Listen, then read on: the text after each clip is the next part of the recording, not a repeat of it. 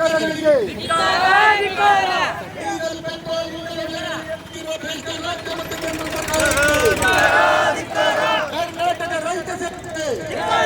ಕರ್ನಾಟಕ ರೈತ ಸೇನೆಗೆ ಸುಮ್ಮನಿದ್ದರೆ ಹಗರಣ ಮಾಡುತ್ತಿರುವ ವಿದ್ಯುತ್ಕಾರೀಕರಣ ಮಾಡುತ್ತಿರುವ ಬಂಡ ಸರ್ಕಾರಕ್ಕೆ ಡೀಸೆಲ್ ಪೆಟ್ರೋಲ್ ಇಂಧನದ ಮೇಲೆ ಜಾಸ್ತಿ ಮಾಡುತ್ತಿರುವ ಕೇಂದ್ರ ಮತ್ತು ರಾಜ್ಯ ಭ್ರಷ್ಟ ಸರ್ಕಾರಕ್ಕೆ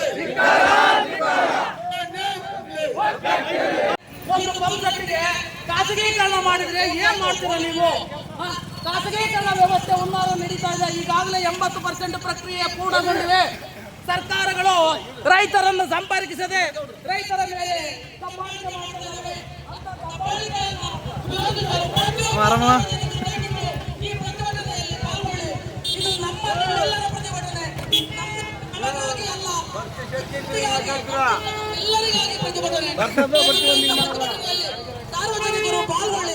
ಶಾಂತಿಯುತವಾದ ಪ್ರತಿಭಟನೆಯು ಈ ಪ್ರತಿಭಟನೆಯಲ್ಲಿ ಪಾಲ್ಗೊಳ್ಳಬೇಕು.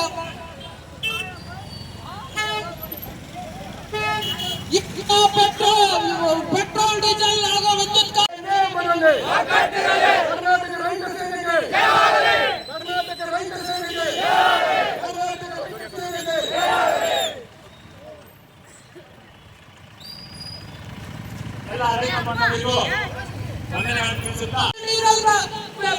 ಬೆಳೆಗಳ ಮೇಲೆ ಅತ್ಯಂತ ಸುಂಕವನ್ನು ಹಾಕಿರುವ ಸರ್ಕಾರಗಳಿಗೆ, ಪೆಟ್ರೋಲ್ ಡೀಸೆಲ್ ಮೇಲೆ ಅತಿ ಹೆಚ್ಚು ಸುಂಕವನ್ನು ಹಾಕಿರುವ ಸರ್ಕಾರಗಳಿಗೆ, ಪೆಟ್ರೋಲ್ ಡೀಸೆಲ್ ಬೆಲೆ ಏರಿಕೆ ವಿರುದ್ಧ ನಾಗರಿಕ ಬಂಧುಗಳೇ, ಈ ಒಂದು ಹೋರಾಟ, ಪ್ರಿಯ ಸಾರ್ವಜನಿಕರೇ, ಈ ಒಂದು ಹೋರಾಟ ಹಿಂಸಾವಾದಿಗಳು ನಾವು ದಯವಿಟ್ಟು ಈ ಒಂದು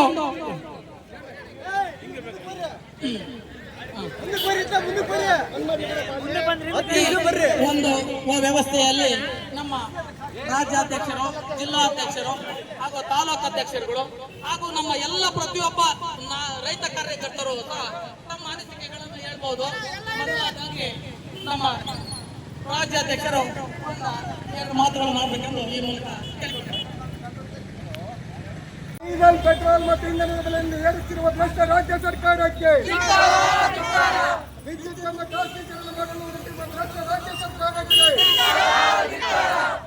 ಪೆಟ್ರೋಲ್ ಡೀಸೆಲ್ ಬೆಲೆ ಏರಿಸಿರುವ ಭ್ರಷ್ಟ ರಾಜ್ಯ ಸರ್ಕಾರಕ್ಕೆ,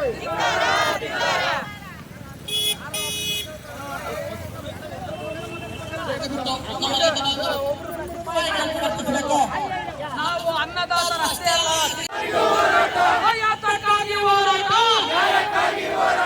ಎಲ್ಲಿವರೆಗೂ ಹೋರಾಟ, ವಿದ್ಯುತ್ ಖಾಸಗೀಕರಣ ಮಾಡುವ ಸರ್ಕಾರಗಳಿಗೆ, ವಿದ್ಯುತ್ ಖಾಸಗೀಕರಣ ಮಾಡುವ ಸರ್ಕಾರಗಳಿಗೆ, ವಿದ್ಯುತ್ ಖಾಸಗೀಕರಣ ಮಾಡುವ ಸರ್ಕಾರಗಳಿಗೆ, ಪೆಟ್ರೋಲ್ ಡೀಸೆಲ್ ಬೆಲೆ ಏರಿಸುವ ಸರ್ಕಾರಗಳಿಗೆ, ಖಾಸಗೀಕರಣ ಮಾಡುವ ಸರ್ಕಾರಗಳಿಗೆ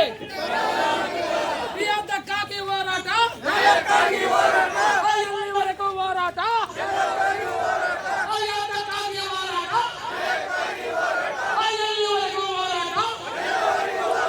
ಕರ್ನಾಟಕ ರೈತ ಸೇನೆಗೆ, ಕರ್ನಾಟಕ ರೈತ ಸೇನೆಗೆ, ಕರ್ನಾಟಕ ರೈತ ಸೇನೆಗೆ.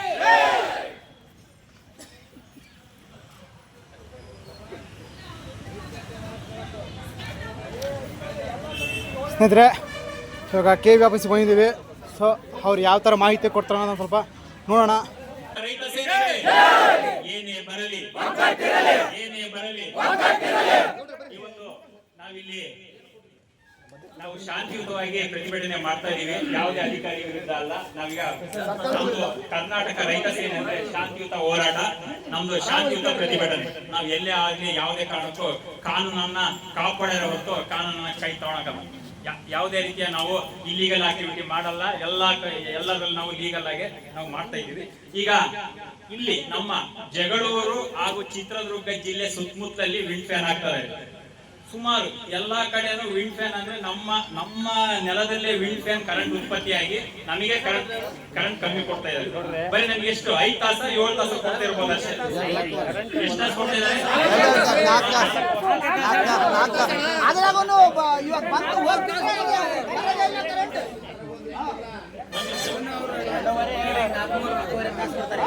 ಈಗ ನಮ್ಮ ನೆಲದಲ್ಲೇ ಕರೆಂಟ್ ಉತ್ಪತ್ತಿ ಆಗಲು ನಮ್ಮ ಚಿತ್ರದುರ್ಗ ದಾವಣಗೆರೆ ಜಿಲ್ಲೆಯಲ್ಲಿ ಇಡೀ ಕರ್ನಾಟಕದಲ್ಲಿ ಅತ್ಯಂತ ಹೆಚ್ಚಿನ ವಿದ್ಯುತ್ ಉತ್ಪಾದನೆ ಆಗುವುದು ನಮ್ಮ ಚಿತ್ರದುರ್ಗ ದಾವಣಗೆರೆಯಲ್ಲಿ. ಅದರಲ್ಲಿ ಎಸ್ಪೆಷಲಿ ಜಗಳೂರು ಚಿತ್ರದುರ್ಗ ತಾಲೂಕಲ್ಲಿ ಸುತ್ತಮುತ್ತ ಕರೆಂಟ್ ಜಾಸ್ತಿ ಇದೆ.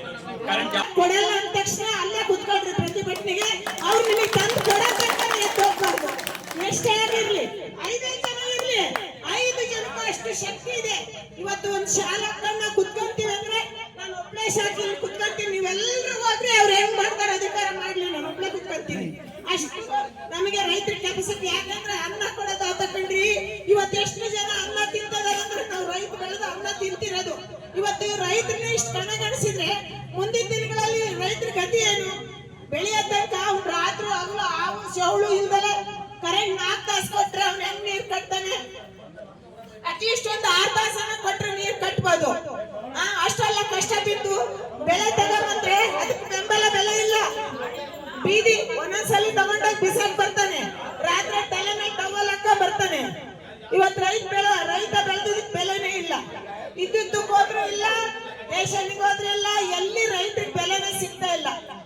ಬರೇ ದುಡ್ದೆಲ್ಲ ಬರೇ ಈಗ ಆಸ್ಪತ್ರೆಗೆ ಇಡ್ಬೇಕು ನೋಡಿ. ಆಸ್ಪತ್ರೆಗೆ ಹೋದ್ರೆ ತಂಡ ಅಧಿಕಾರಿಗಳು, ಸರ್ಕಾರದ ರಾಜಕೀಯ ವ್ಯಕ್ತಿಗಳು ಈ ರೈತರನ್ನ ಒಂದು 1000 ತವಡೆಗೆ ತೂಕವೆಂದರೆ ತಪ್ಪಾಗೋದಿಲ್ಲ.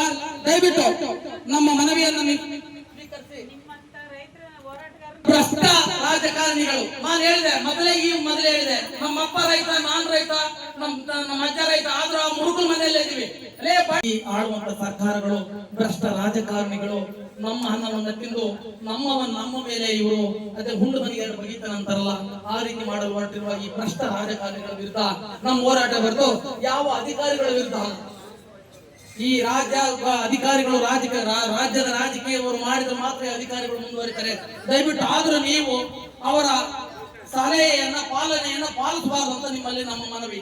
ಯಾಕಂದ್ರೆ ಅವರೆಲ್ಲೋ ಕುತ್ಕೊಂಡು ಹೇಳ್ತಾರೆ, ಅದರ ಕಷ್ಟ ನಷ್ಟಗಳು ಅನುಭವಿಸಬೇಕಾದವರು SO ಅವರು, AWE ಅವರು, AE ಅವರು, EE ಅವರು. ದಯವಿಟ್ಟು ಅವರ ವ್ಯವಸ್ಥೆಯನ್ನು ಆದಷ್ಟು ಪೆಂಡಿಂಗ್ ಇಡಕ್ಕೆ ಪ್ರಯತ್ನ ಮಾಡಿ. ಇಷ್ಟೇ ನಮ್ಮಲ್ಲಿ ಈ ವಿದ್ಯುತ್ ಖಾಸಗೀಕರಣ ವ್ಯವಸ್ಥೆಯನ್ನ ನಿಲ್ಲಿಸಬೇಕು. ಇದು ಯಾವ ಕಾರಣಕ್ಕೂ ಮುಂದುವರಿಬಾರದು. ಈ ಮುಖಾಂತರ, ನಿಮ್ಮ ಮುಖಾಂತರ ಈ ರಾಜ್ಯದ ಮುಖ್ಯಮಂತ್ರಿಗಳಿಗೆ ಹಾಗೂ ಈ ದೇಶದ ಪ್ರಧಾನಮಂತ್ರಿಗಳಿಗೆ ಫ್ಯಾಕ್ಸ್ ಮುಖಾಂತರ ಹೋಗ್ಬೇಕು. ಹೋದಂತ ಒಂದು ಸ್ವೀಕೃತಿ ಪತ್ರವನ್ನು ದಯವಿಟ್ಟು ನಮ್ಮ ರೈತ ಬಾಂಧವರಲ್ಲಿ ಯಾರು ಕೊಟ್ಟರು ನಮಗೆ ಸಂತೋಷ ವಿಚಾರ. ನನಗೆ ಕೊಡ್ಬೇಕು ಅಥವಾ ನಮ್ಮ ಅಧ್ಯಕ್ಷರಿಗೆ ಕೊಡ್ಬೇಕಂತ ಏನಿಲ್ಲ. ಆ ಸ್ವೀಕೃತಿಯನ್ನ ನೀವು ಕಳಿಸಿರುವಂತ, ಯಾಕಂದ್ರೆ ನೀವು ಕಳಿಸಿದ್ರೆ ಅಂತ ನಮಗೆ ಗ್ಯಾರಂಟಿ ಬೇಕಲ್ಲ. ಆ ಸ್ವೀಕೃತಿಯನ್ನ ನಮ್ಮ ರೈತ ಬಾಂಧವರಿಗೆ ಯಾರು ಕೊಟ್ಟರು ಆ ಸ್ವೀಕೃತಿಯನ್ನ ಸ್ವೀಕರಿಸ್ತೀವಿ. ದಯವಿಟ್ಟು ಈ ಒಂದು ಮನವಿಯನ್ನ ಈ ಖಾಸಗೀಕರಣ ಮಾಡದಂತೆ ತಾವುಗಳು ಈ ಮನವಿಯನ್ನ ಸ್ವೀಕರಿಸಿ ರಾಜ್ಯ ಹಾಗೂ ಕೇಂದ್ರ ಸರ್ಕಾರಗಳಿಗೆ ನೀಡಬೇಕೆಂದು ನಮ್ಮ ರಾಜ್ಯಾಧ್ಯಕ್ಷರು, ತಾಲೂಕು ಅಧ್ಯಕ್ಷರು, ನಮ್ಮೆಲ್ಲ ರೈತ ಬಾಂಧವ ಕಾರ್ಯಕರ್ತರ ಪರವಾಗಿ ಇಲ್ಲಿ ನೀಡ್ತಾ ಇದ್ದಾರೆ.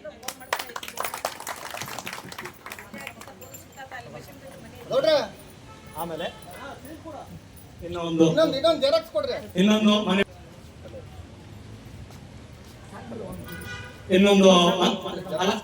ಮನವಿ ಏನಂದ್ರೆ, ನಮ್ಮ ಭರಮಸಾಗರ ಕಾನ್ಸ್ಟಿಟ್ಯೂಷನ್ ಏನಾಗಿದೆ ಅಂದ್ರೆ, ಈಗ ಒಂದು 6 ತಿಂಗಳಿಂದ 1 ಗಂಟೆ ಕರೆಂಟ್ ಕಡಿತ ಮಾಡಿದ್ರೆ ಕಾರಣ ಕೇಳಿದ್ರೆ 108 ರೀಸನ್ ಹೇಳ್ತಾ ಇದ್ರೆ ಅದಕ್ಕೆ ಪ್ರಮಾಣ 1 ನಿಮಿಷ.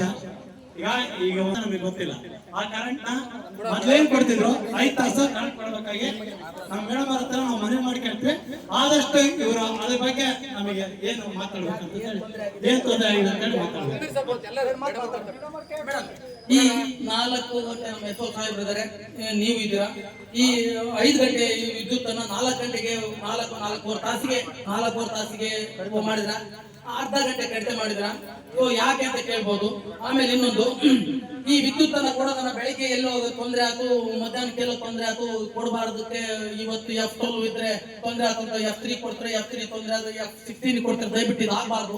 ಆ ತೊಂದರೆ ಬೇಕಾದಷ್ಟು ಲೈನ್ ಮ್ಯಾನ್ಸ್ ಉಳಿದಾರೆ ನಿಮ್ಮಲ್ಲಿ, ಮತ್ತಷ್ಟು ಕಷ್ಟ ಏನಿಲ್ಲ. ಬೇಕಾದಷ್ಟು ಲೈನ್ ಮ್ಯಾನ್ಗಳನ್ನ ಅಪಾಯಿಂಟ್ ಮಾಡ್ಕೊಂಡಿದೆ ಸರ್ಕಾರ.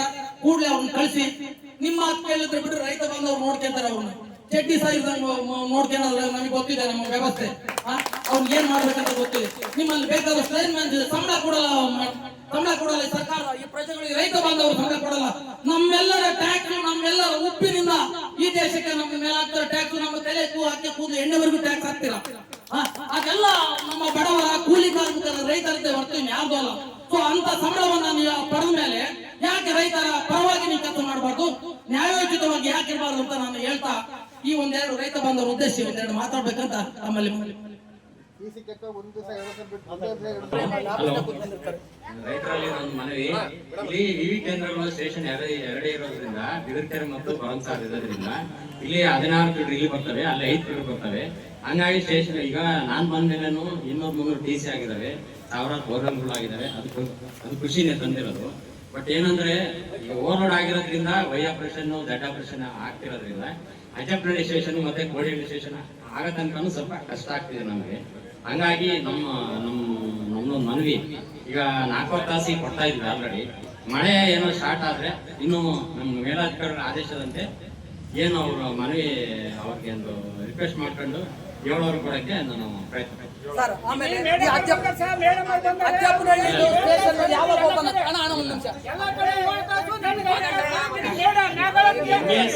ವಿವಿ ಕೇಂದ್ರಗಳು ಇಲ್ಲಿ ಎರಡೇ ಇರೋದ್ರಿಂದ KSRTC ಬಸ್ಗಳಿಗೆ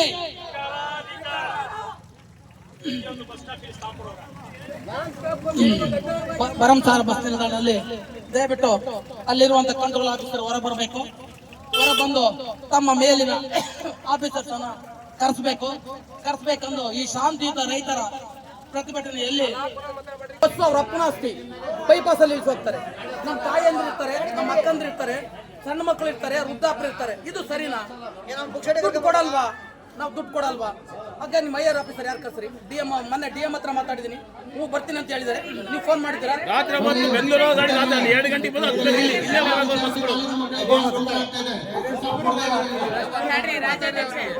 ನಾನು 2 ಸಲ ಅದೇರ್ದಿಂದ ಬಂದು ಓಡಾಡಿದ್ದಲ್ಲ. 2 ಸಲ ಒಂದ್ ಅಜ್ಜಿ ಮುದುಕಿನ 7 ಕಾಲಾಗೈತೆ, ಬಸ್ಸೇ ಒಳಗ್ ಬರ್ಲಿಲ್ಲ, ಅಲ್ಲೇ ಹೋದ್ವು. ಆ ಅಜ್ಜಿನ ಎಳ್ಕೊಂಡ್ ಹೋಗತ್ತಿಗೆ ಅಜ್ಜಿ ಬಿದ್ಬಿಡ್ತು, ಮೂಗು ಮಂಡಿ ಎಲ್ಲ ಕಿತ್ಕೊಂಡ್ಬಿಡ್ತು. ಆ ಅಜ್ಜಿನ ಎತ್ಕೊಂಡ್ ಹೋಗೋ ತನಕ ಅಲ್ಲಿ ಸುಳೆ ಮಕ್ಳು ಬಸ್ಸೇ ತರಲಿಲ್ಲ. ಮತ್ತೆ ಏನ್ ಬೈಬೇಕು ಅವ್ರಿಗೆ?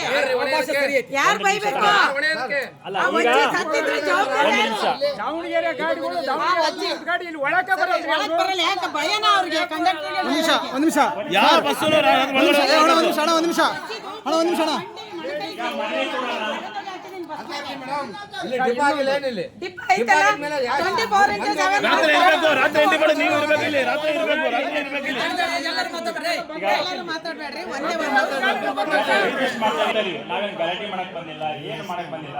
ಏನಪ್ಪಾ ಅಂದ್ರೆ ಈಗ ನೈಟ್ 7 ಗಂಟೆ ಆದ್ಮೇಲೆ ಯಾವಾಗಾರ ಆಗ್ಲಿ ಅಂದ್ರೆ ಒಂದು ಸ್ಟಾಪ್ ಕೊಡು ನಾಷ್ಟ ಅಷ್ಟೇ ನಾವು ಕೇಳ್ತಿರೋದು. ಅಂದ್ರೆ ಈಗ ಶಾಲಾ ಮಕ್ಕಳಿಗೆ ಎಲ್ಲರಿಗೂ ತಾಯಿಯಂದ್ರಿಗೆ ಎಲ್ಲ ಈಗ ಉಚಿತ ಅಂತ ಐತೆ, ಅದ್ರಾಗೇನು ಪಾಪ ಈಗ ನೀವು ಇದೇ ಏನಾಗಿಲ್ಲ ಸ್ಟಾಪ್ ಕೊಡ್ರಿ ಅಂತ ಕೇಳ್ತಾ ಇದೀವಿ. ಈ ಸರಿ ನಾವು ಮನವಿ ಮಾಡ್ತಾ ಇದೀವಿ.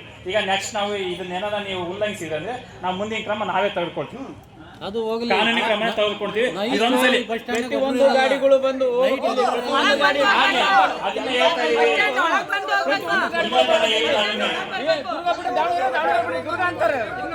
ಇದನ್ನ ಹೇಳ್ತಾ ಇದೀವಿ. ಈಗ ಅದನ್ನ ಹೇಳ್ತಾ ಇದೀವಿ.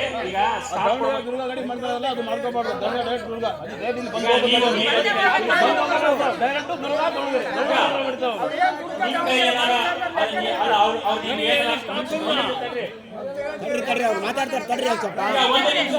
ಸುಮ್ಮನೆ ಇರು, ಒಂದು ನಿಮಿಷ. ಈಗ ನಿಮ್ಮ ಮಾತು ಏನಾದ್ರು ಕೇಳಿದ್ರೆ ಕೇಳಿದ್ರೆ ಅವ್ರು ಕೇಳ್ತಿಲ್ಲ ಅಂತ ನಮಗ್ ಕೊಡ್ರಿ. ಅವ್ರ ಫೋನ್ ನಂಬರ್ ಅವ್ರು ಎಲ್ಲಿ ನಮಗೆ ಕೊಟ್ಟು ನಾವು ಅವ್ರ ಹತ್ರ ಮಾತಾಡ್ತೀವಿ. ಸರ್ ನಂಬರ್ ಕೊಡ, ಕೊಡ್ತೀನಿ ನಂಬರ್ ಇದೆ. ಹೌದಾ? ಈಗ ಯಾಕೆ ಮಾಡ್ರಿ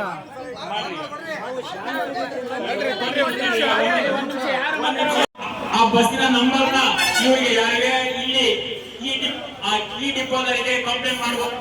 ಯಾವ್ದಾದ್ರು ಗಾಡಿ ಬರ್ಲಿಲ್ಲ ಅಂದ್ರೆ ಈಗ ನಿಮ್ಮ ಇನ್ನ ಬರ್ತಿರೋದೇ 1 ನಿಮಿಷ. ಈಗ ಇಷ್ಟದ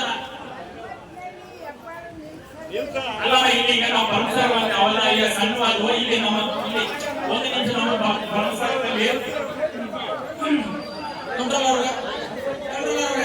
ಈಗ ನಿಮ್ಮ ಡಿಎಂ ಹೇಳಿದ ಪ್ರಕಾರ ಒಂದ್ಸರಿ ಅವಕಾಶ ಕೊಡ್ಲಿ ನಮ್ಮ ರೈತ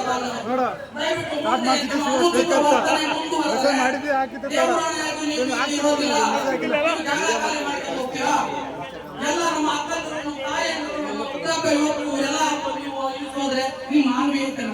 ಸರ್ಕಾರ ಸಂಬಳ ಕೂಡ ನಮ್ಮನ್ನೇ ನೀವು ಎಲ್ಲಿ ಬೇಕಾದ್ರೆ ಯಾರಂದ್ರೆ ನೀವು ಕರ್ಕೊಂಡು ಹೋಗ್ತೀರಾ? ಸಂಬಳ ಕೂಡ ನಮ್ಮನ್ನೇ ನೀವು ಎಲ್ಲಿ ಬೇಕಾದ್ರೆ ಹೋಗ್ತೀರಾ ಅಂದ್ರೆ ಯಾರನ್ನ ನೀವು ಕರ್ಕೊಂಡು ಹೋಗ್ತೀರಾ? ಮಜಾ ಮಾಡ್ತೀರಾ? ನಮ್ಮ ಸಂಬಳದಲ್ಲಿ ಎಲ್ಲ ವ್ಯವಸ್ಥೆ ಇರ್ತದೆ. ದಯವಿಟ್ಟು ಅವಕಾಶ ಕೊಡ್ರೆ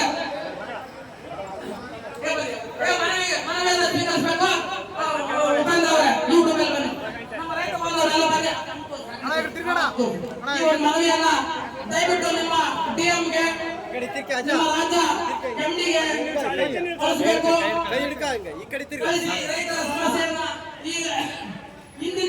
ಈ ಕ್ಷಣದಿಂದಲೇ ಇವತ್ತಿನಲ್ಲೇ ಪರಿಹರಿಸಬೇಕು ಅಂತ ನಾವು ನಿಮ್ಮವರು ಬಂದ್ಬಿಟ್ಟು ಈ ರೈತರ ಮನವಿಯನ್ನ ಅಥವಾ ರೈತರ ಕೆಲವು ಮಾಹಿತಿಗಳು ಈ ವ್ಯವಸ್ಥೆಯನ್ನ ನಮ್ಮ ಆರಕ್ಷಕ ದಳದವರು ಪೊಲೀಸ್ ಠಾಣೆಯವರು ಆ ಅಧಿಕಾರಿಯನ್ನು ಹೊರಗೆ ಕರೆತಂದು ನಮ್ಮ ರೈತರ ಪ್ರಶ್ನೆಗಳಿಗೆ ಕರ್ನಾಟಕ ರಾಜ್ಯ ರೈತ ಸೇನೆಗೆ ಕರ್ನಾಟಕ ರಾಜ್ಯ ರೈತ ಸೇನೆಗೆ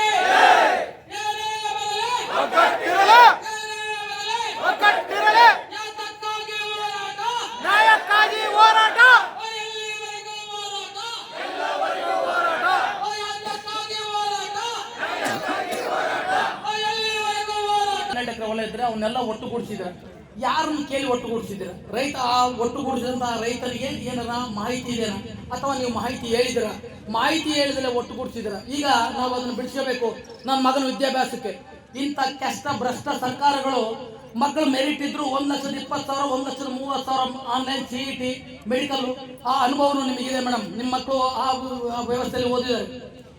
ರ್ಯಾಂಕಿಂಗ್ ಬಂದ್ರು 1,20,000 30,000 ಗೌರ್ಮೆಂಟ್ ಫೀಸಲ್ಲೇ ಕಟ್ಟಬೇಕು. ಅಂತ ವ್ಯವಸ್ಥೆಯಲ್ಲಿ ನಮ್ಮ ಬಡ ರೈತರಲ್ಲಿ ಎಲ್ಲಿರ್ತದೆ ದುಡ್ಡು? ನಾವು ನಮ್ಮ ಹೊಲನೋ ನಮ್ಮ ಸೈಟನ್ನು ಬದಿಯರು ಮಾಡಕ್ಕೆ ಓಡ್ತೀವಿ. ಆ ಹೊಲವನ್ನ ಪೋಡ್ ಮಾಡಿದಾಗ ಎಲ್ಲ ಒಟ್ಟುಗೂಡಿಸಿದಾಗ ಯಾವ ತಗಂತಾನೆ? ಯಾರನ್ನು ಕೇಳಿ ನೀವು ಒಟ್ಟುಗೂಡಿಸಿದ್ರಿ? ಅದಕ್ಕೆ 500 ರೂಪಾಯಿ ತಗೊಂಡಿದ್ದಾರೆ ಅವರು. ಅಂತ ಸಂದರ್ಭ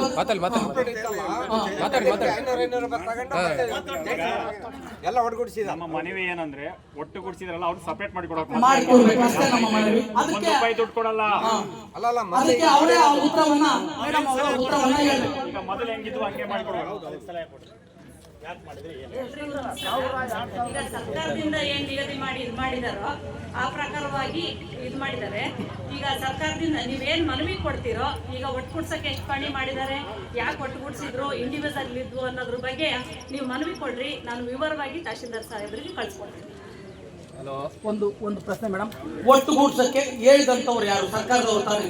ನೀವು ಮೊದಲೇ ಎಚ್ಚೆತ್ಕೊಳ್ಬೇಕಿತ್ತು. ಒಟ್ಟುಗೂಡಿಸಿದ್ರೆ ಸಾರ್ ಈ ತೊಂದರೆ ಆಗುತ್ತೆ, ರೈತ ಬಾಂಧವರಿಗೆ ತೊಂದರೆ ಆಗುತ್ತೆ, ಅವರ ದಿನನಿತ್ಯದ ಅವರು ಏನೋ ಕೃಷಿ ಚಟುವಟಿಕೆಗಳಿಗೆ ಸಾಲ ತಗೊಳ್ಳೋದಾಗ್ಲಿ, ಅವ್ರ ಮಕ್ಕಳು ಮನೆ ಓದಿಸಕ್ಕೆ ಯಾರಿಗೂ ಬರೆಯೋದಾಗ್ಲಿ ತೊಂದರೆ ಆಗುತ್ತೆ. ದಯವಿಟ್ಟು ಸಾರ್ ಇವು ಮಾಡಬಾರ್ದು. ನೀವು ನಿಮ್ಮ ಕೆಳ ಹಂತದಿಂದಲೇ ಹೋಗ್ಬೇಕಿತ್ತು ಮೇಡಮ್. ನಿಮ್ಮಿಂದಲೇ ಗೊತ್ತಾಗಲ್ಲ. ಐಆರ್ ಆಫೀಸರ್ ಯಾರಿಗೂ ಗೊತ್ತಾಗಲ್ಲ. DC ಆಗಿರ್ಬೋದು, AC ಆಗಿರ್ಬೋದು, ಇವರೆಲ್ಲ ಸೀಟ್ ಮೇಲೆ ಕುತ್ಕೊಂಡು ಎದ್ದು ಹೋಗಂತವ್ರು. ನಿಮ್ಮಂತವ್ರಿಂದಲೇ ಗೊತ್ತಾಗಬೇಕು ಅವರಿಗೆ. ನಿಮ್ಮಂತ ಇಲ್ಲಿ ಕೆಳವರ್ಗದಿಂದಲೇ ಗೊತ್ತಾಗಬೇಕು. ನೀವು ಯಾಕೆ ಹೇಳಿಲ್ಲ ಅವರಿಗೆ? ಅವ್ರ ಗಮನಕ್ಕೆ ನೀವು ಯಾಕೆ ತರಲಿಲ್ಲ? ಇಲ್ಲ ಸರ್ ಈಗ ತೊಂದರೆ ಆಗುತ್ತೆ ರೈತ ಬಾಂಧವರಿಗೆ, ರೈತರ ಮಕ್ಕಳಿಗೆಲ್ಲ ತೊಂದರೆ ಆಗುತ್ತೆ, ನಾವ್ ಹಿಂಗ್ ಮಾಡಿದ್ರೆ ದಯವಿಟ್ಟು ಇದನ್ನ ಬೇಡ ಅಂತ ನೀವು ಯಾಕೆ ಹೇಳಿಲ್ಲ ಮೇಡಮ್ ಅಂತ ಸಂದರ್ಭದಲ್ಲಿ? ಸರ್ ಈಗ ತಹಶೀಲ್ದಾರ್ಗಿಂತ ದೊಡ್ಡ ಹೇಳೋದು ನಾನಿಲ್ಲ ಸರ್. ಈಗ ಒಂದು ಗೌರ್ಮೆಂಟ್ ಆದೇಶ ಬಂದಿದೆ, ಈ ತರ ಆಗ್ತಾ ಇದೆ, ನಮಗೆ ರೈತರಿಗೆಲ್ಲ ಅನಾನುಕೂಲ ಆಗ್ತಾ ಇದೆ ಅಂತ ಹೇಳ್ಬಿಟ್ಟು ನೀವು ಹೇಳ್ತಿದ್ದೀರಾ ಸರ್. ನೀವು ಒಂದು ಮನವಿ ಕೊಡ್ರಿ, ಅದನ್ನ ನಾನು ತಹಶೀಲ್ದಾರ್ ಮುಖಾಂತರನೇ DC ಶಿಫಾರಸ್ ಮಾಡ್ತೀನಿ. ನಿಮ್ಮ ಒಂದು ಇದಕ್ಕೆ ನಾವು ₹1 ಚೆನ್ನಾಗಿಲ್ಲ ಮೇಡಮ್. ಏನ್ ಮಾಡಿದಾರೆ ಹಂಗೆ ಪ್ರತಿಯೊಬ್ಬ ಪ್ರಯತ್ನ ಮಾಡಿ.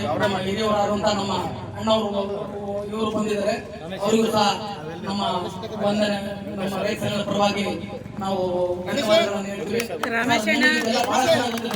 ನಿಮಗೆ ಚೆನ್ನಾಗಿ ಗೊತ್ತಿದೆ ಈ ವ್ಯವಸ್ಥೆಯನ್ನ ಆಳುಗೆಡುವಲು ಮಾಡಿದ್ರು ಸರ್ಕಾರದ ಮೇಲಿನವರು ಗೊತ್ತಿಲ್ಲ.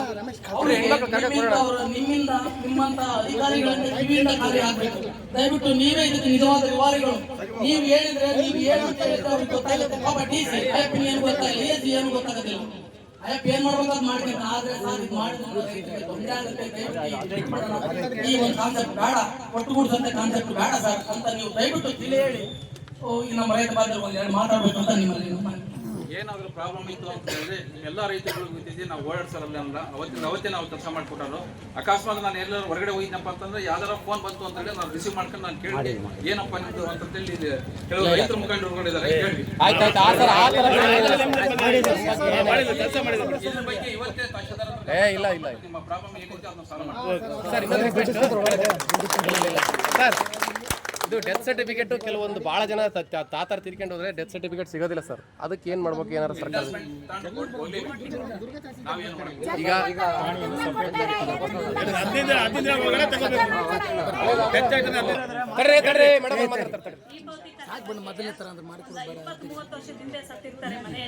ಜಮೀನುಗಳು ಅದೇ ತರ ಉಳ್ಕೊಂಡಿದಾವೆ. ಅವನ್ನ ಈ ಖಾತೆ ಮಾಡ್ಬೇಕು, ಈ ಪೌತಿ ಖಾತೆ ಮಾಡ್ರಿ ಅನ್ನೋ ಒಂದು ಉದ್ದೇಶ ಬಂದಿತ್ತು, ನಡೀತಾ ಇತ್ತು, ಈಗಲೂ ನಡೀತಾ ಇದೆ. ಹಂಗಾಗಿ ಡೆತ್ ಸರ್ಟಿಫಿಕೇಟ್ ಇಲ್ಲ ಅಂತ ಅಂದಾಗ ನಮಗೂ ಡೈರೆಕ್ಷನ್ಸ್ ಕೊಟ್ಟಿದ್ದಾರೆ, DC ಸಾಹೇಬರು ಕೊಟ್ಟಿದ್ದಾರೆ, ತಹಶೀಲ್ದಾರ್ ಸರ್ ಕೊಟ್ಟಿದ್ದಾರೆ. ಒಂದು ಮಾಜರ್ ಮಾಡಿಬಿಟ್ಟು ಮಾಡ್ರಿ ಮೇಡಮ್ ಅಂತ. ನಾನು ಇಲ್ಲಿಗೆ ಆಲ್ರೆಡಿ ಒಂದು 500 ಮೇಲೆ ನಾನು ಚರ್ಚೆ ಏನಿಲ್ಲ, ಬಹಳಷ್ಟು ವೃದ್ಧಾಪ್ಯ ವೇತನಗಳು, ವಿಧವಾ ವೇತನಗಳು ಅರ್ಹರಿಗೆ ಕೈ ತಪ್ಪಿದವು. ಇದು ಯಾರು ಕಾರಣ? ನಮ್ಮ ಅಧಿಕಾರಿಗಳ ಕಾರಣನೋ ಅಥವಾ ನಮ್ಮಲ್ಲಿರುವ ವ್ಯವಸ್ಥೆನೇ? ಇಲ್ಲ, ಸರ್ಕಾರದ ಡೈರೆಕ್ಷನ್ ಇದ್ರ ಬಗ್ಗೆ ಮುಂದಿನ ತಿಂಗಳು ನಮಗೆ ಯಾಪ್ ಕೊಡ್ತಿದ್ದಾರೆ, ಅದರಲ್ಲಿ ಎಲ್ಲರೂ ದಯವಿಟ್ಟು ಅನರ್ಹರು ಬೇಕಾದಷ್ಟು ಸೌಲಭ್ಯವನ್ನು ಪಡೆದಿರೋ ಅದು ನಿಮಗೂ ಗೊತ್ತಿದೆ, ನಾನು ಹೇಳೋದ್ ಬೇಡ.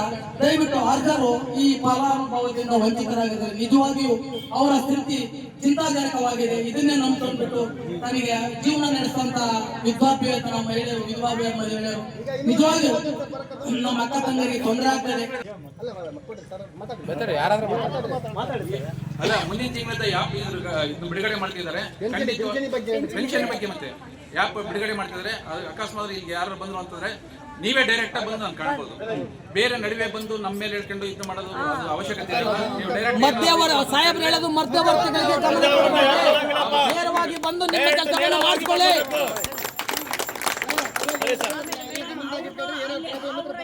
ಇವರಾಗಿದ್ದಾರೆ, ಅವ್ರದಾಯ್ತು, ನಮ್ದಾಯ್ತು, ಅವ್ರದಾಗಿಲ್ಲ, ಮಧ್ಯವರ್ತಿಗಳು ಬರ್ತಾ ಇದಾರೆ ಅನ್ನೋದು ಯಾವುದು ಬೇಡ. ಏನೇ ನಿಮ್ಮ ಸಮಸ್ಯೆ ಇದ್ರು ಡೈರೆಕ್ಟ್ ಆಗಿ ನನ್ನ ಹತ್ರ ಕಾಣ್ರಿ. RI ಸಾರ್ ಇರ್ತಾರೆ, ಸಂಬಂಧಪಟ್ಟ VA ಇರ್ತಾರೆ. ನಾವು ಒಂದು ಪೆನ್ಷನ್ ಇದು ಒಂದಾಗ್ಲಿ, ಬೇರೆ ಯಾವುದೇ ಒಂದು ದಾಖಲೆ ಆಗಲಿ ಅಪ್ಲಿಕೇಶನ್ ಹಾಕಿದ್ರು, ಒಂದು ಆಧಾರ್ ಕಾರ್ಡ್ ಇಲ್ಲ, ವಂಶವೃಕ್ಷಕ್ಕೆ ಆಗಲಿ, ಯಾವುದಕ್ಕೆ ಆಗಲಿ ಅದನ್ನ ನಾವು ವಜಾ ಮಾಡೋ ಸ್ಥಿತಿ ಇಲ್ಲ. ನಾನು ಗ್ರಾಮ ಸೈಕರ್ಗಾಗಲಿ, RIಗಾಗಲಿ, VAಗಾಗಲಿ ಸಂಬಂಧಪಟ್ಟ ನೋಡ್ರಪ್ಪ ಹಿಂಗೆಲ್ಲ ದಾಖಲೆ ಹಾಕಿದ್ದಾರೆ, ಒಂದಕ್ಕೋಸ್ಕರ ನಾವು ವಜಾ ಮಾಡೋದು ಬೇಡ, ಅದನ್ನು ತರಿಸ್ಕೊಂಡು ಬೇಗ ಕಳಿಸ್ರಿ ಅಂತ ನಾನು ಇವರಿಂದ ಎಷ್ಟೋ ಮಾಹಿತಿ ತರಿಸ್ಕೊಂಡು ಶಾಂಕ್ಷನ್ ಮಾಡಿದ್ದೀನಿ. 50,000 ರೂಪಾಯಿ ಇನ್ಕಮ್ ಮಾಡ್ಕೊಂಡು ನಮ್ಗಿರೋದು 2 ಎಕರೆ ಜಮೀನು. ಡಾಕ್ಯುಮೆಂಟ್ಸ್ ಇಲ್ಲ, ಏನು ಮಾಡ್ತಾರೆ? 50,000 ಒಂದು ಸೆಕೆಂಡ್, ಈ ಬ್ಯಾಂಕ್ ಉದ್ದೇಶ ಈ ಆಸ್ತಿಯ ನಿರ್ಮಾಣದ ಬಂದಿದ್ದಾರೆ. ನಿಮ್ಮ ಪ್ರಶ್ನೆಗಳೇನಿದ್ರು ಶಾಂತಿಯುತವಾಗಿ ಒಬ್ಬೊಬ್ಬರೇ ಕೇಳ್ಬೋದು. ಫಸ್ಟ್ ಮೇಡಮ್ ನಮಸ್ತೆ. ನಾನು ಮೊನ್ನೆ ಬೀಜ ಗೊಬ್ಬರ ಕೇಳಬಹುದು. ಹೋದ ವರ್ಷ ಆಲ್ರೆಡಿ ನಾನು ಕಂಪ್ಲೇಂಟ್ ಕೊಟ್ಟಿದ್ದೀನಿ ನಿಮಗೆ, ಯಾವುದಲ್ವಾ ಈ ಥರ ಬೀಜ ಈ ಥರ ಮೋಸ ಆಗಿದೆ ಅಂತ. ಅದ್ರ ವಿರುದ್ಧ ಯಾರು ನನಗೆ ಮಾಹಿತಿ ಕೊಟ್ಟಿಲ್ಲ. ಮತ್ತೆ ಅದೇ ರೀಸೇಲ್ ಮಾಡ್ತಾಯಿದ್ದಾರೆ, ನಾಮದಾರಿ ಕಂಪ್ನಿ ಅಂತ ಹೇಳ್ಬಿಟ್ಟು. ಹೌದಲ್ವಾ, ರೈತರಿಗೆ ಈ ಥರ ಸರಿಯಾಗಿ ತೂಕ ಬರುತ್ತೆ, ಇಳುವರಿ ಬರುತ್ತೆ ಅಂತ ಹೇಳ್ಬಿಟ್ಟು ನಿಮಗೆ ಕೊಟ್ಟಿದ್ದೆ ಆಲ್ರೆಡಿ. ನೀವು ಮುಂಜಾನೆ ಬಂದು ಹೇಳ್ಬಿಟ್ಟು ಈ ಥರ ಮೇಡಮ್ ರೈತರಿಗೆ ನಷ್ಟ ಆಗಿದೆ ಅಂತ ಹೇಳ್ಬಿಟ್ಟು ಹೋಗಿದೆ. ಮತ್ತು ಇದೇ ವರ್ಷ ಅದೇ ಪ್ಯಾಕೆಟು ಒಂದು ಅಂಗಡಿಯಲ್ಲಿ 1,300 ರೂಪಾಯಿ ಇದ್ರೆ, ಇನ್ನೊಂದು ಅಂಗಡಿ 1,450, ಇನ್ನೊಂದು ಅಂಗಡಿ 1,000 ಇರಬೇಕು. ಈಗ ಹಾಗಾದ್ರೆ ನಿಗದಿತ ಬೆಲೆ ಯಾವುದು? MRP ನೀಡಬೇಕು, ಅದನ್ನು ತಾಕೀತು ಮಾಡಬೇಕು. ಇನ್ನೊಂದು ಅಂಗಡಿಯಲ್ಲಿ 1,200, ನಾನು ವಿಚಾರಣೆ ಮಾಡಿದ್ದೀನಿ. ಹಾಗಾದ್ರೆ ನಿಗದಿತ ಬೆಲೆ ಯಾವುದು?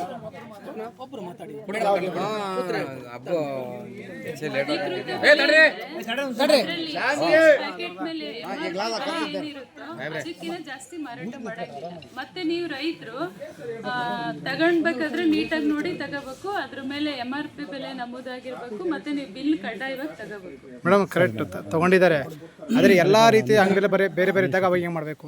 ಅಥವಾ ನಿಮ್ದು ಏನಾದರೂ ಕೈವಾಡ? ಇಲ್ಲ ಮೇಡಮ್ MRP ಬೇರೆ ತಗೋಬೇಕು. ಒಂದು ನಿಮಿಷ ಅಲ್ಲ, ಜಾಸ್ತಿ ಮಾರಾಟ ಮಾಡ್ತಾ ಇದಾರಲ್ಲ, ಆದ್ರೆ ನೀವು ಯಾಕೆ ಕಳಿಸಿಲ್ಲ? ಪ್ರತಿಯೊಂದು ಅಂಗಡಿಯಲ್ಲ ಅವ್ರನ್ನೆಲ್ಲ ಕರೆಸಿ ಇವತ್ತೇ ತಗಬೇಕದು. 2,100 ರೂಪಾಯಿ ಮೇಡಮ್ ಪ್ರತಿಯೊಂದು ಇನ್ಫಾರ್ಮೇಶನ್ ಫೋನ್ ಬಂದಿದೆ. ಒಬ್ರು ಮಾತಾಡ್ಬೇಕು, ನಿಮ್ಗೆ ಗೊಂದಲ ಮಾಡಬೇಡ್ರಿ ದಯವಿಟ್ಟು. ನಿಮಗೆ ಸಂಬಂಧ ಇರೋದು ನಿಮ್ಮ ಅಧಿಕಾರಿಗಳು ಕಳಿಸ್ಬಿಟ್ಟು ನಮ್ಮ ಭರಮ್ ಸರ್ ಎಷ್ಟು ಅಂಗಡಿ ಇದಾವೆ, ಯಾವ ರೇಟಿಂಗ್ ಮಾಡ್ತಾರೆ ಅಂತಂದೇಳಿ ನೀವು ಈಗಿಂದೀಗಲೇ ತನಿಖೆ ಆರಂಭಿಸಬೇಕು. ದಯವಿಟ್ಟು ನಾನು ಮೇಡಮ್ ಅವರಲ್ಲಿ ಒಂದು 2-3 ಸರಿ ಬರ್ತಾನೆ ನಾನು ಮೇಡಮ್ ಅವರಲ್ಲಿ ಮನವಿನ ಮಾಡಿದ್ದೀನಿ. ಮೇಡಮ್, ಯಾವ ಈ ಭರಮ್ ಸರ್ ಅಂಗಡಿಯವರು ಯಾರು ಯಾವ ರೈತನಿಗೆ ಬಿಲ್ ಕೊಡ್ತಾ ಇಲ್ಲ, ಪರವಾಗಿನ ಇಲ್ಲದ ಅಂಗಡಿಗೂ ಇದಾವೆ. ಹಾಗಾಗಿ ನೀವು ನಿಜವಾಗಿ ಇವತ್ತು ADನೋ JDನೋ ತರಿಸ್ಬೇಕಿತ್ತು. ನಾವು ನಮ್ಮ ರಕ್ಷಣಾ ಇಲಾಖೆಯವರಲ್ಲಿ ಮನವಿ ಮಾಡಿದ್ವಿ, ಬೆಳಿಗ್ಗೆ ಮನವಿ ಮಾಡಿದ್ವಿ, ಸರ್ ADನೋ ಇಲ್ಲ JDನೋ ತರಿಸಿ ಆರಸ್ಕೆಯಿಂದ ಅಂತ. ಅವ್ರು ಹೇಳಿದ್ರು ಅಥವಾ ನಿಮ್ಗೆ ಗೊತ್ತಿಲ್ಲ, ಒಂದು ಅರ್ಜಿ ಕೊಡ್ಲಿಕ್ಕೆ ಮೇಡಮ್ ದಯವಿಟ್ಟು ನೀವು ಇದನ್ನ ಸುಲಭವಾಗಿ ತಗೋಬೇಡಿ. ನಿಮ್ಮಲ್ಲಿ ಮನವಿ ನಮ್ಮದು ರೈತ ಬಾಂಧವರ ಮನವಿ. ಯಾಕಂತ ಹೇಳಿದ್ರೆ ಯಾವ ಅಂಗಡಿ ಒಂದು ಬಿಲ್ ಕೊಡ್ತಾ ಇಲ್ಲ ಮೇಡಮ್, ಎದ್ರು ಅವಕ್ಕೆಲ್ಲ ಮೇಡಮ್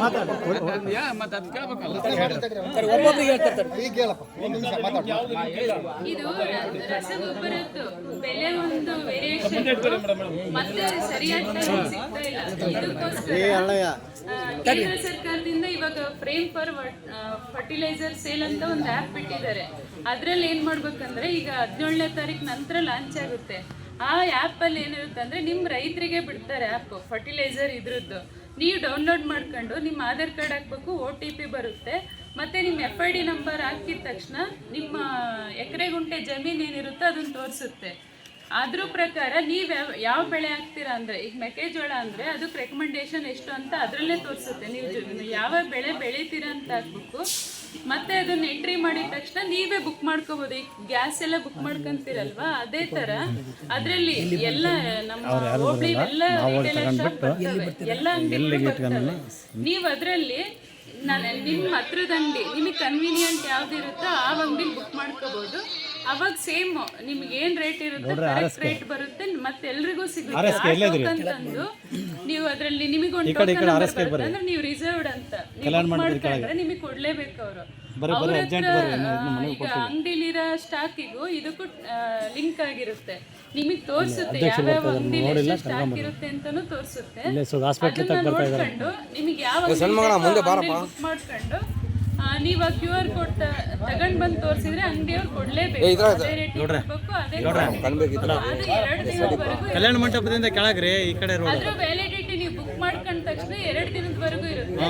ಆ 2 ದಿನ ಆದ್ಮೇಲೆ ಬೇರೆಯವ್ರಿಗೆ ಕೊಡ್ಬೋದು. ಅಲ್ಲಿ ತನಕ ನಿಮಗೆ ಅವಕಾಶ ಇರುತ್ತೆ. ಈ ಫರ್ಟಿಲೈಸರ್ ಸಿಗಲ್ವಲ್ಲ, ಹಿಂಗ್ ರಿಸರ್ವ್ ಮಾಡಿದ್ರೆ ಯಾವುದೇ ರೀತಿ ಈ ತರ ರೇಟ್ ವೇರಿಯೇಷನ್ ಮತ್ತೆ ಅವೈಲೇಬಿಲಿಟಿ ಎಲ್ಲ ಕರೆಕ್ಟ್ ಆಗುತ್ತೆ. ಅದಕ್ಕಂತಾನೆ ಕೇಂದ್ರ ಸರ್ಕಾರದಿಂದ ಲಾಂಚ್ ಮಾಡಿದ್ದಾರೆ. ಇವಾಗ ಟ್ರಯಲ್ ಬಿಟ್ಟಿದ್ದಾರೆ. ಇವಾಗ ನೋಡ್ಬೋದು ನಾವು ಯಾವ್ದಾರ ಮೊಬೈಲ್ ತೋರಿಸಿದ್ರೆ ಮೊಬೈಲ್ ಕೊಟ್ರೆ ತೋರಿಸ್ತೀವಿ ನಿಮ್ದೇ FID ಹಾಕಿ.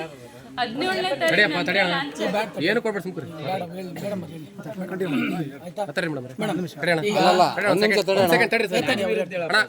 ಈಗ ಬುದ್ಧಿವಂತರನ್ನ ತಗೊಂತಾರೆ.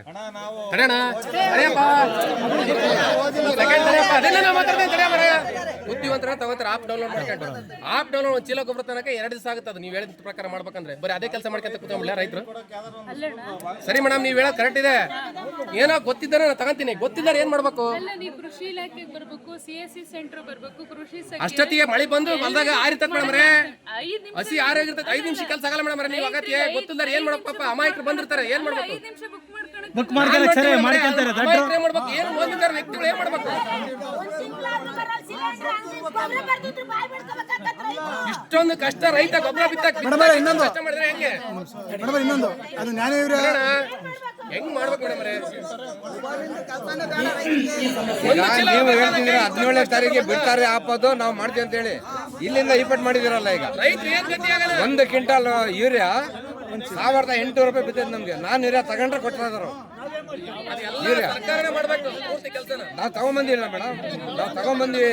ಕಾಳು ಸಂತೆಗೆ ಮಾಡ್ತಾರೆ. 1 ಕ್ವಿಂಟಲ್ ತಗೊಂಡ್ರೆ ಮಾತಾಡಿ ಎಲ್ಲರೂ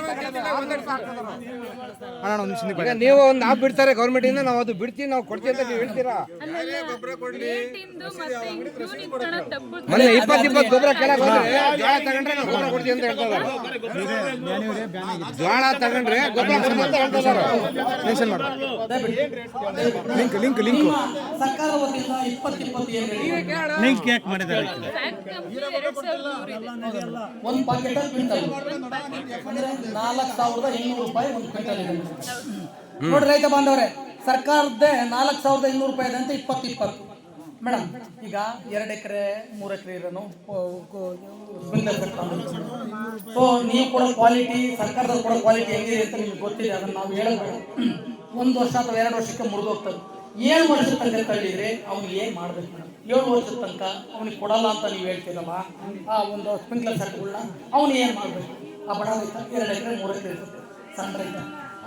ಈ ವ್ಯವಸ್ಥೆಯನ್ನ ನೀವು ದಯವಿಟ್ಟು ಲಿಖಿತ ರೂಪದಲ್ಲಿ ದಡ್ ನನ್ನ ಮಕ್ಕಳ ನೀವು ಕುತ್ಕೊಂಡಲ್ಲಿ ಮಾಡಬೇಡ್ರಿ, ಬರ್ರಿ ರೈತರ ಕಷ್ಟ ಕೇಳ್ರಿ. ನಿಮ್ದು 2-3 ವರ್ಷಕ್ಕೆ ನಾವು ಕೊಟ್ಟಂತ ಅನ್ಕ್ವಾಲಿಟಿ ಪೈಪ್ ಅವು ಮುರಿದು ಹೋಗ್ತವೆ, ಹೆಚ್ಚಾಗಿದೆ ಮುರಿದು ಹೋಗ್ತವೆ. ಬರ್ರಿ ರೈತರು ಗೋಳು ಕೇಳಿ ಬರ್ರಿ. 2 ವರ್ಷಕ್ಕೋ 3 ವರ್ಷಕ್ಕೋ ಒಂದು ಸೆಟ್ ಕೊಡಂಗ್ ಮಾಡಿದ್ರೆ ಒಳ್ಳೇದಾಗುತ್ತೆ. ಇದಕ್ಕೆ ತಮ್ಮ ಉತ್ತರ ಏನಂತ ದಯವಿಟ್ಟು. ಅದು ಸರ್ 3 ಎಕರೆ ಇದ್ದವರಿಗೆ 1 ವರ್ಷಕ್ಕೆ ಒಂದ್ಸರಿ ಕೊಡ್ತಾ ಇದ್ದಾರೆ.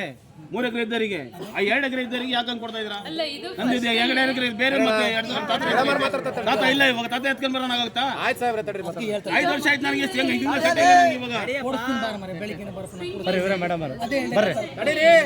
ಯಾವುದೇ ಕೆಟಗರಿ ಆಗ್ಲಿ ಒಂದ್ಸಲ ತಗೊಂಡ್ರೆ ಲೈಫ್ ಟೈಮ್ ವರ್ಗೂ ಇತ್ತು, ಅವನಿಗೆ ಮತ್ತೆ ತಗೊಳಕ್ ಆಪ್ಷನ್ ಇರ್ಲಿಲ್ಲ.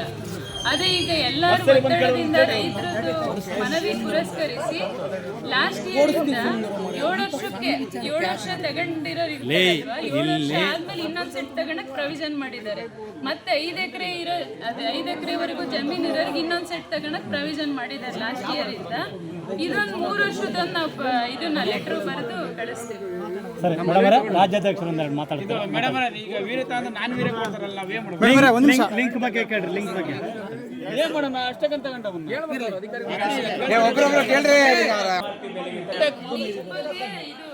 ಆಫೀಸಿಂದ ಮಾಹಿತಿ ಪಡ್ಕೊಂಡು ಹೇಳ್ತೀವಿ. ಲಿಂಕ್ ತಗೊಂಡ್ಲೇಬೇಕು ಅಂತ ಯಾರಿಗೂ ಫೋರ್ಸ್ ಮತ್ತೆ ಅವ್ರು ತಗೊಂಡ್ರೆ ನಾನು ಗೊಬ್ಬರ ಕೊಡೋದು, ಇಲ್ಲದ್ರೆ ಗೊಬ್ಬರ ಕೊಡೋದು. ಬ್ಯಾನ್ ಮಾಡ್ತೀರಿ ನೀವು ಅಂಗಡಿ ಮುಚ್ಚಿರಿ ಅಂತ ಹೇಳೋದು. ಲಿಂಕ್ ಬ್ಯಾನ್ ಆಗಿದೆ ಮೇಡಮ್. ಆಲ್ರೆಡಿ ಬಳ್ಳಾರಿ ಕಡೆ ಲಿಂಕ್ ಬ್ಯಾನ್ ಆಗಿದೆ, ಹೌದಲ್ವಾ? ಲಿಂಕ್ ಬ್ಯಾನ್ ಆಗಿದೆ. ಆ ಲೈಸೆನ್ಸ್ ಏನಿದೆ ಒಂದ್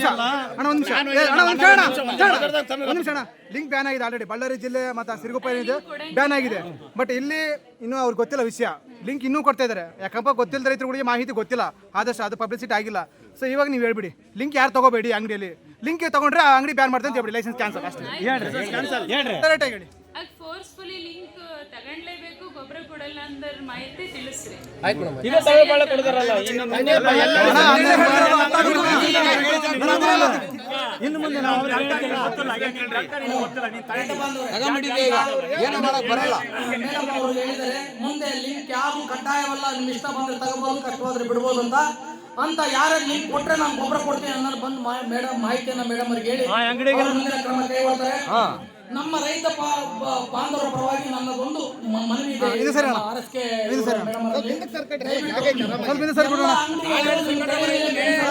ದಯವಿಟ್ಟು ನಿಮಗೆ ವಿಚಾರ ಗೊತ್ತಿದೆ. ಮುಂದೆ ನನ್ಗೆಲ್ಲ ಬಹಳ ಚೆನ್ನಾಗಿ ಗೊತ್ತಿದೆ ಯಾರ್ಯಾರು ಏನೇನ್ ಮಾಡ್ತಾರೆ ಏನೇನ್ ಮಾಡಲ್ಲ ಅಂತ. ದಯವಿಟ್ಟು ಇದಕ್ಕೆ ಬ್ರೇಕ್ ಹಾಕಿ. ನಿಮ್ಮಲ್ಲಿ ನಮ್ಮ ಮನವಿ, ನೀವು ಒಬ್ಬ ರೈತರ ಮಗಳು ಹಾಗೆ ಅಧಿಕಾರಕ್ಕೆ ಇಲ್ಲಿ ಬಂದಿದ್ದೀರಾ, ಓದ್ಬಿಟ್ಟು ನಾನು ಒಪ್ಕೊಂತೀನಿ. ಇವರೆಲ್ಲ ಅಂಡೆ ಏನ್ ಮಾಡ್ತಾರೆ ಅಂತ ನಿಮ್ಗೆ ಬಹಳ ಚೆನ್ನಾಗಿ ಗೊತ್ತಿದೆ. ಮೇಡಮ್ ರೆಕಾರ್ಡ್ ಸಮೇತ ತಗೊಂಡ್ಬರ್ತೀನಿ. 2 ದಿನ ಟೈಮ್ ಕೊಡಿ, ಎಲ್ಲ ಸಹ ತಗೊಂಡ್ಬರ್ತೀನಿ. ನಿಮಗೆ ಪೂರ್ತಿ ಜೀವನದಲ್ಲಿ ಸ್ವಲ್ಪನಾದ್ರೂ ರಾಮ ಆಗಣ, ಸ್ವಲ್ಪನಾದ್ರೂ ಮಾನವೀಯತೆ ಧರ್ಮ ಇರಲಿ. ನಾವು ಸತ್ಯ ಹರಿಶ್ಚಂದ್ರ ಆಗಬೇಡ ಮೇಡಮ್, ಆದ್ರೆ ಮಾನವೀಯತೆ ಧರ್ಮ ಇರಲಿ. ಅಧಿಕಾರ ವರ್ಗದಲ್ಲಿ ನಿಮ್ಮಲ್ಲಿ ರೈತರನ್ನು ಕಾಪಾಡುವ ಒಂದು ಮನೋಭಾವ ಇರಲಿ ಅಂತ ಹೇಳ್ತಾ ನಾನು ಇಲ್ಲಿ ಈ ಸಭೆಯನ್ನ ಮುಕ್ತಿಗೊಳಿಸುತ್ತೇನೆ.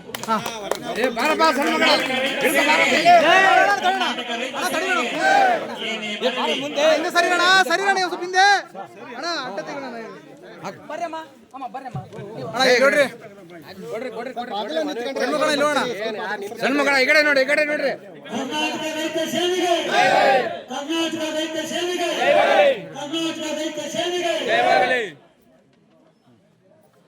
ಈಗ ನಮ್ಮ ನಡೆ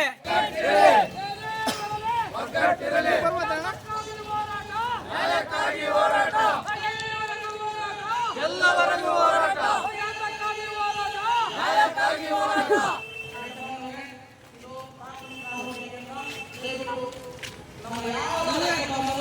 ಇಲ್ಲಿ ಗಲಾಟೆ ಮಾಡಬಾರ್ದು, ಶಾಂತಿಯುತವಾಗಿ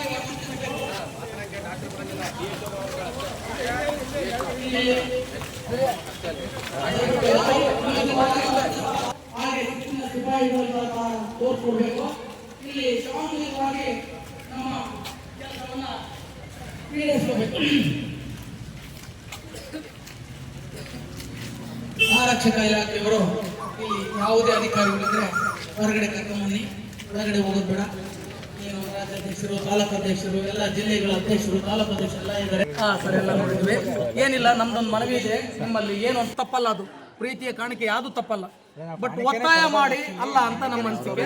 ದಯವಿಟ್ಟು ಇದನ್ನ ವ್ಯವಸ್ಥೆ ಮಾಡಿ ನಮ್ಮ ಮನವಿಯನ್ನು ಮನವಿ ಇಲ್ಲಿದೆ ನಮ್ಮ ಸರ್ ಇಲ್ಲಿ ಕೆಲವೊಬ್ಬ ರೋಗಿಗಳು ಹೇಳಿದ್ರು ಮಾತ್ರ ಇಲ್ಲ ಅಂತ ಹೇಳಿದ್ರು, ಅದು ತರಿಸ್ಕೊಡೋದು ನಿಮ್ಮ ಜವಾಬ್ದಾರಿ. ಹೈಕೋರ್ಟ್ ಕೋರ್ಟಿನ ರೂಲ್ಸ್ ಇದಲ್ವಾ, ಮತ್ತೆ ಹಾಗಾದ್ರೆ ಮಾತ್ರ ಇಲ್ಲ ಅಂತ ಮತ್ತೆ ಕಳ್ಸಿಕೊಡ್ತೀರಲ್ವಾ ಸರ್? ನೋಡಿದ್ದೀನಿ ಸರ್, ಎಷ್ಟೋ ಸಲ ನಾನು ಅಬ್ಸರ್ವ್ ಮಾಡಿ ಹೊರಗಡೆ ಒಂದು ನಿಮಿಷ ಆಸ್ಪತ್ರೆಯಲ್ಲಿ ಸರ್ ಹೈಕೋರ್ಟ್ ಜಡ್ಜ್ ಅವರೇ ಹೇಳಿದ್ದಾರೆ, ಒಂದು ನಿಮಿಷ ಹೈಕೋರ್ಟ್ ಜಡ್ಜ್ ಅವರೇ ಹೇಳಿದ್ದಾರೆ ಮಾತ್ರ ಇಲ್ಲಪ್ಪ ಅಂತ ತರಿಸ್ಕೊಡ್ಬೇಕಂತ ರೂಲ್ಸ್ ಅಲ್ಲೇ ಇದೆ, ಸಂವಿಧಾನದಲ್ಲಿ ಇದೆ ಅಂತ ಹೈಕೋರ್ಟ್ ಜಡ್ಜ್ ಅವರೇ ಹೇಳಿದ್ದಾರೆ. ಬೇಕಾದ್ರೆ ನಾನು ಪ್ರೂಫ್ ಸಮೇತ ವಿಡಿಯೋ ಸಮೇತ ನಾನು ತೋರಿಸ್ತೀನಿ, ಇದಕ್ಕಿಂತ ದಾಖಲಿತೀನಿ.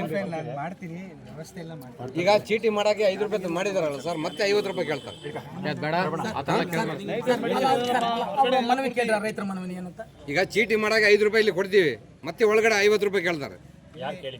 ಅಲ್ಲಿ ಒಳಗಡೆ ಮಾತ್ರಗಳೆಲ್ಲ ಇಟ್ಕೊಂಡು ಮತ್ತೆ ಹೊರಗಡೆ ಬರೀತಾರೆ. ಫೆಸಿಲಿಟಿ ಐತೆ, ಅದು ಗೌರ್ಮೆಂಟ್ ಇಂದ ಏನಾಯ್ತು ಅದು ಮಾಡಬೇಕು. 10 ಗಂಟೆಗೆ 11 ಗಂಟೆ ಮೆಡಿಕಲ್ ಇರ್ತದ, 11 ಗಂಟೆ ಮೆಡಿಕಲ್ ಇರ್ತದ.